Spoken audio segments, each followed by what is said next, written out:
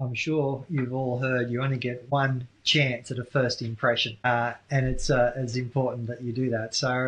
And that's the opportunity to be able to build rapport in that moment in time. So I think the first thing to do is to realize that if you are talking to another human being, is to start off with as it talking to another human being, not as a potential anything else other than a human being. So that process is really important, and it sets up so much going forward. So we know that trust is a large part of it being unconscious, and when it comes to building rapport.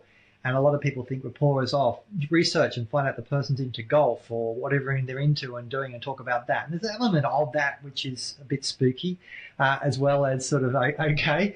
But it's much better to realize that when you're building trust or about rapport, it's building a connection with that person first and foremost. So it's very, very easy to be able to do that. I was talking to someone recently, and the whole idea of actually being like that person as far as they communicate, as far as slowing down their speed, their tone of voice, their postures, their gestures, just doing that would actually build a level of a rapport. And they were quite skeptical on it. And I said, well, look, go and do it. I'm not talking about mimicking someone. I'm talking about, we call it matching and mirroring. So being like that person in that first moment and taking that on board.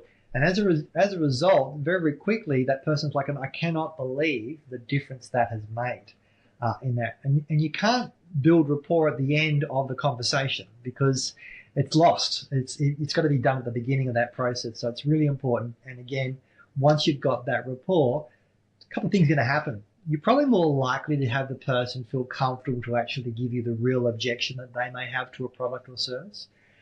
You'll also be in a better place to be able to ask a question, to be able to find out the real objection to the product or service towards the end of the conversation if you've done a really good job in building that up. So I think first and foremost, set yourself up for the right intention for the meeting, for the call, but go in there talking to the person as if they are a person, getting to know them and what's important to them first and foremost before you start getting into how your product or service will benefit.